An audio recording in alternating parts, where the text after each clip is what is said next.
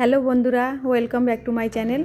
আজ একটি নতুনত্ব ও মজার রেসিপি নিয়ে চলে এসেছি তোমাদের সাথে শেয়ার করব বলে, যা স্বাদে হবে অতুলনীয়। রেসিপিটি হলো কাঁঠালের আঁটি দিয়ে শাপলা চিংড়ি পাতুরি।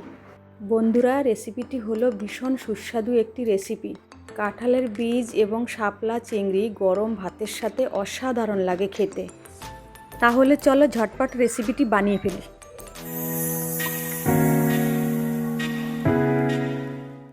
এখানে আমি 2 আঁটি শাপলা নিয়ে নিয়েছি। গতকাল এনেছিল, আজকে আমি রান্না করব। আর এখানে প্লেটে আমি কিছুটা কাঁঠালের বীজ নিয়ে নিয়েছি। শাপলাগুলো আঁশ ছাড়িয়ে ছোট ছোট পিস করে নেব। কাঁঠালের বীজগুলোকে আমি একদম ঝিরিঝিরি করে কেটে নেব। শাপলাগুলো কেটে নিয়েছি ছোট ছোট পিস করে, আর কাঁঠালের বীজগুলো ঝিরিঝিরি করে কেটে নিয়েছি। আর এখানে বাটিতে নিয়ে নিয়েছি কিছুটা চিংড়ি মাছ। এখন আমি লবণ হলুদ মাখিয়ে রাখবো। এখানে আমি কিছুটা লঙ্কা এবং রসুন নিয়ে নিয়েছি। আমি জাস্ট লঙ্কা আর রসুন দিয়ে পাতুরিটি করব।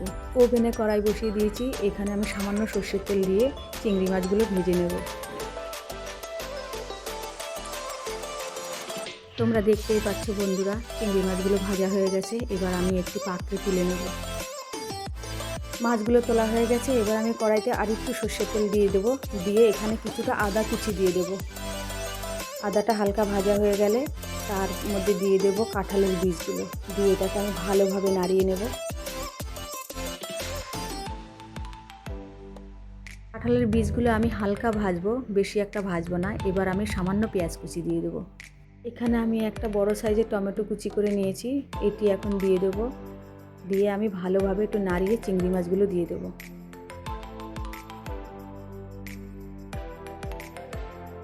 এবার আমি দিয়ে দেব স্বাদ মতো লবণ এবং পরিমাণ মতো হলুদ। দিয়ে আগে থেকে রসুন লঙ্কা বেটে রেখেছি, সেগুলো এখন দিয়ে দেব। এবার আমি একটু হালকা করে নাড়িয়ে 1 মিনিটের জন্য ঢেকে রাখব। বন্ধুরা, 1 মিনিট হয়ে গেছে। এবার আমি ঢাকনাটি তুলে ভালোভাবে নাড়িয়ে শাপলাগুলো দিয়ে দেব।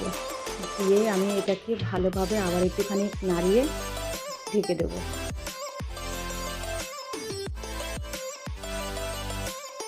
বন্ধুরা, তোমরা শাপলা তো অনেকে অনেক রকমভাবে বানিয়ে থাকো, তবে এইভাবে যদি তোমরা বানাও তবে বুঝতে পারবে এর টেস্টই আলাদা। এবার ঢাকনা তুলে ভালোভাবে নাড়িয়ে নেব। বন্ধুরা, তোমরা সবাই জানো শাপলা একটি জলজ সবজি, ফলে আমি এখানে জল ব্যবহার করব না। শাপলা থেকে অটোমেটিক জল বেরিয়ে আসবে। ওভেনটি আমি লো ফ্লেমে রেখেছি। এবার আমি আবার কিছুক্ষণ রেখে রাখবো। বন্ধুরা, তোমরা দেখতেই পাচ্ছ এটা প্রায় হয়ে এসেছে।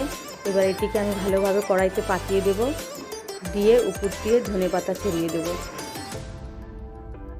এবার আমি কাঁচা সর্ষের তেল ছড়িয়ে দেব উপর দিয়ে। দিয়ে আবার ঢেকে দেব। আবার আমি ঢাকনা তুলে পাতুরিটা ওপর পাশ উল্টে দেব। দিয়ে উপর থেকে আবার কিছুটা ধনেপাতা ছড়িয়ে দেব। ব্যাস বন্ধুরা, আমার রেসিপিটি কমপ্লিট। দেখো বন্ধুরা, এই কাঁঠালের আঁটি দিয়ে শাপলা চিংড়ির পাতুরির রেসিপি সত্যি অসাধারণ। তোমরা না খেলে এর টেস্ট অনুভব করতে পারবে না। বন্ধুরা, আমার ভিডিওটি যদি তোমাদের ভালো লাগে তাহলে অতি অবশ্যই আমার চ্যানেলটিকে লাইক এবং সাবস্ক্রাইব করে দেবে এবং পাশে থাকা বেল আইকনটি ক্লিক করে দেবে। তাহলে আজ এই পর্যন্ত বন্ধুরা।